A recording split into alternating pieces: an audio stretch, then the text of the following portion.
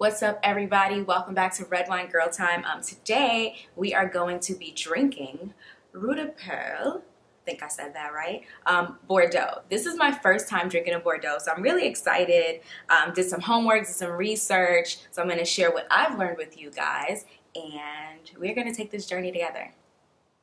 Red, red wine, red, red wine, only get better with time, only get better with time.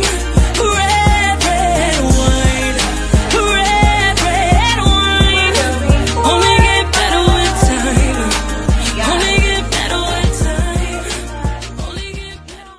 Okay, so I thought about ending this season with the episodes that we've already filmed and just giving myself a few weeks to kind of get Red Wine Girl Time back on track. But my brand has always been about transparency, right? So Ashura will no longer be with us. She's focusing on her really dope brand, Bosses Talk Beauty, where she'll be pursuing PR and marketing for the beauty world. So if you want to stay connected with her, if you want to continue to join her on her journey, please, please, please follow her and follow Bosses Talk Beauty on Instagram. And then in the description box below, which I know I've been terrible with, but I'm getting it together, y'all, I promise. In the description box below, I will link you to her first video for her channel. All right, so now let's jump into it. So 6 years ago, I cut off one of my best friends, like at that point in time, the closest friend that I had ever had in my life. And basically I was upset. I didn't know how, nor did I have the desire to explain myself, and just felt like we didn't have the same views when it came to loyalty and friendship and respect for our relationship. So without explaining anything to her, I had just decided, like, you know what, I really don't want to be your friend. And I kept that same energy for 6 years. So the other day I'm at work and I get a message. This is gonna be out of left field, almost, but I had a moment where I actually played a keyboard last night. With everything that's going on, music is last, unfortunately. But I got to touch one and I didn't know what to play. Then I remembered Hate Love. And I remembered that you gave me the words and melody to something that I could only put in chords. That was a good moment. I will forever remember that. Sending you good vibes, and I hope that all is well. We don't have to be friends. We've learned this with everything we've been through, but I will never be your enemy. How can I be? I still want you to win.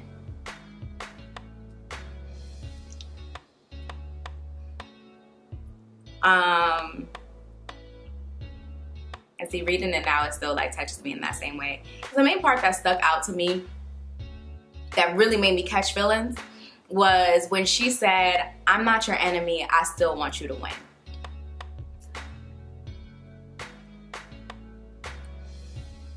Sometimes in life, we get so stuck on our enemies, who don't want to see us win, who don't like us, who's rooting for our downfall, that where we could be here, we're comfortable at being here because I just know I'm slaying right here.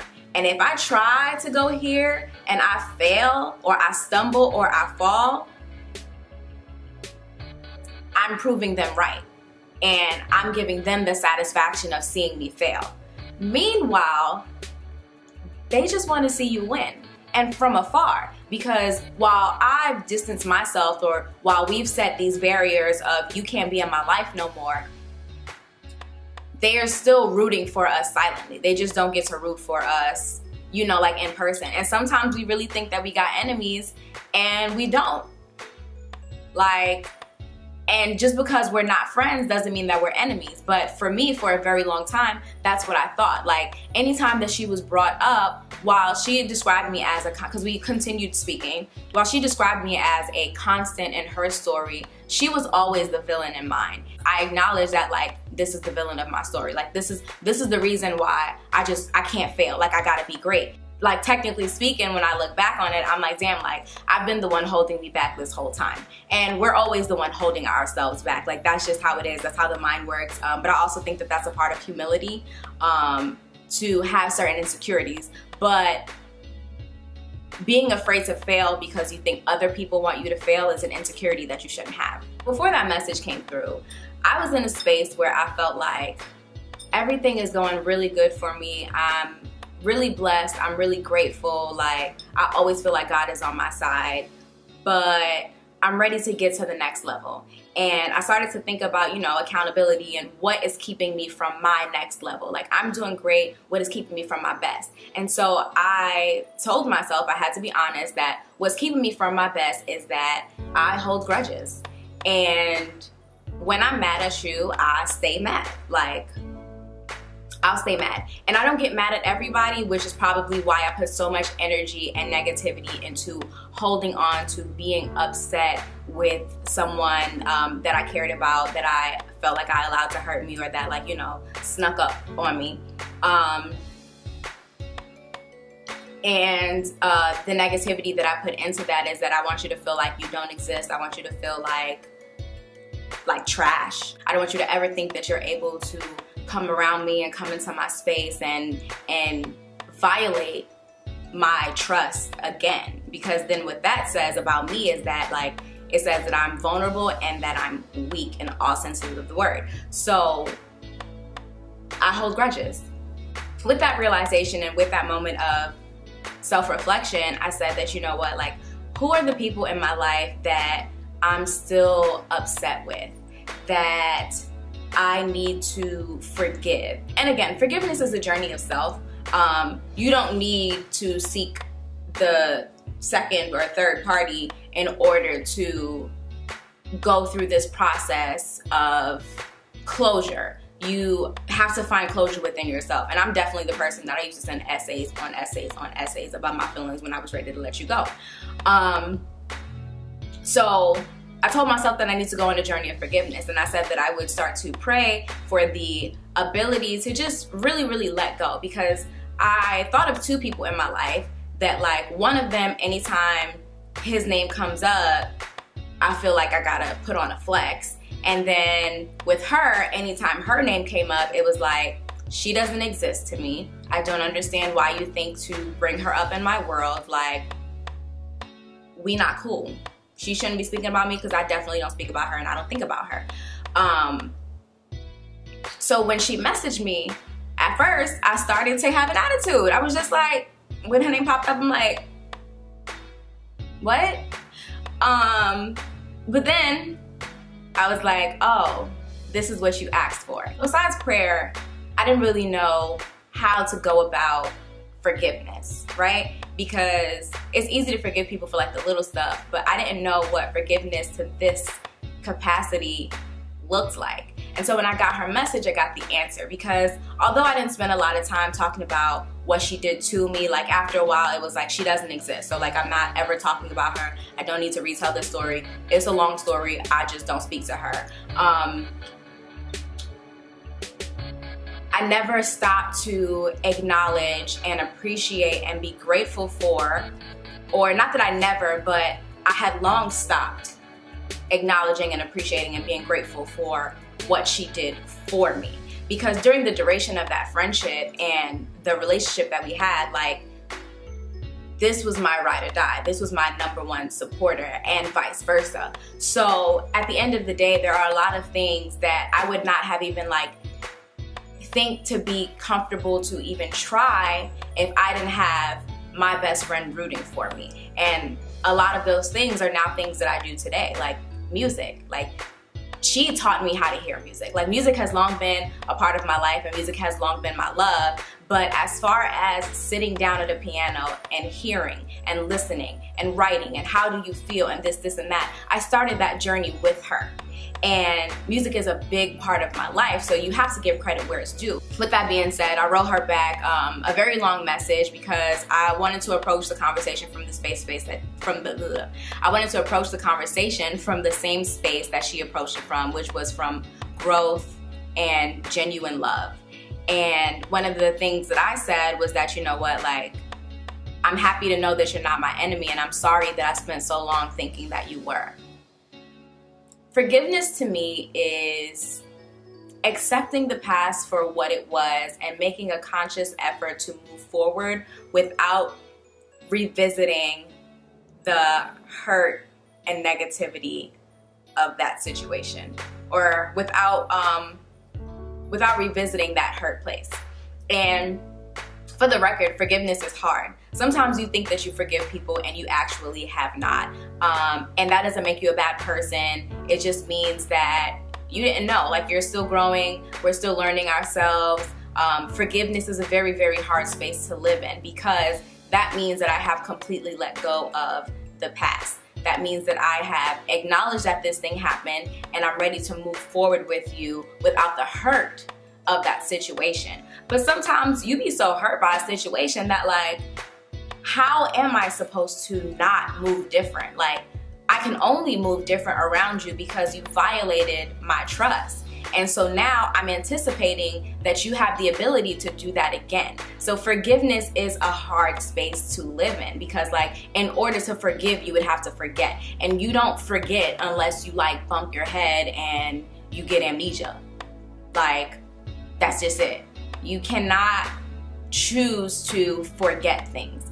So that fear that comes from being vulnerable is actually a dominant trait of insecurity. And so what I mean by that is that when you don't want to forgive someone, when you are actively choosing to not forgive someone, it is because you are afraid that they have the ability to be invited back into your world and do that same thing to you again, right? So where I realized that I was in a space where I was ready to forgive is that I acknowledged, like, hey, like, I've grown so much. I've grown so much. And so it is impossible for you to blindside me again because I'm smarter, I'm sharper, I'm quicker, I'm stronger, I'm more solid in the woman that I am and the woman that I'm going to be. And so therefore, I don't have those same weak spots. And those weak spots were the weak spots that you hit in order to get me to this place of being hurt by you that kept me from forgiving you in the first place. So forgiveness is a part of growth. Like, forgiveness is not actually a choice. Forgiveness is a part of growth. When you grow and when you become more solid in yourself, it is much easier to forgive people because you're not afraid of how they're gonna move. You're confident in your ability to be in control of how people treat you, because that's what it boils down to at the end of the day. That is my advice. That was Red Wine Girl Time. Thank you guys for tuning in and just bringing it back to what to expect moving forward. I am finally going to be able to include more of that wine talk that I've been promising, which was the point of this show in the first place. So, and also, I definitely, heard the request for us to have, this is just in conversation and in personal feedback that I've gotten, for us to just have more guests on the show. So not having a singular official co-host is definitely going to open up room for that, to have somebody else, grab a glass. So thank you guys for tuning in. And and we're also going to be doing this every week on YouTube instead of alternating between YouTube and lives. I also felt like that was confusing. I just wanted to I would like for us to have a consistent platform for Red Wine Girl Time. So I'm really excited for what the future holds. Some girls wonder, other girls whine. That was Red Wine Girl Time. So Bordeaux gets its name for the most famous region in France for wines. It's basically just what you call a blend of varietals, grapes, from that specific region. This is known to be some of the best grapes in the entire world. There's an art that goes to it. And so basically what a red blend is you take your Merlot grape, you take your Cabernet grape, or you take your Syrah grape, or you take your Pinot Noir grape. You take your grapes, you turn them into wine by themselves, and then you combine them. So the point of blending wines like this is so that you can get a complete story when you drink your wine. So there are some wines that it hits you as soon as it comes. You taste it at the tip of your tongue off that first sip, and then that effect is gone immediately. There are some wines that kind of linger in between, and then you have some wines that are really, really bold on their way down, and you taste that full flavor in your mouth like once it's gone. So with a Bordeaux or with a blend of wine, and Bordeaux can be white Bordeaux or red Bordeaux. Today we're drinking a red Bordeaux, obviously. So with that, you get a full taste. You have an experience going on for the entire duration of you drinking. So I think that that's pretty cool because it has a beginning, a middle, and an end. So some of the taste characteristics of the wine that we're drinking today is going to be described as a little bit more on the bold side, a little bit more tannic, but not too tannic, acidic, definitely on the dry side. This is not a sweet wine. I don't know that Bordeaux, I wonder if Bordeaux can be made sweet. Anyways, so some of the tasting notes are going to be black fruit, like plum, strawberries, cherries, and raspberries, which are red fruits, and then you have some spices like pepper and cinnamon, and then white pepper. So those are the tasting notes that that people are talking about on our Vivino wine app. And now we get to take our first sip.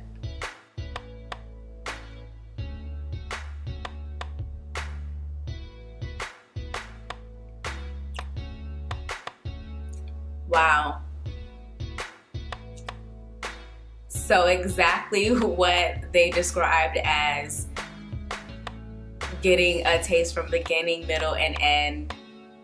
Wow, yeah, I can like, so yeah, as soon as you take that first sip, it's just full. This is, I think this is like the fullest wine I've ever tasted. This is so good.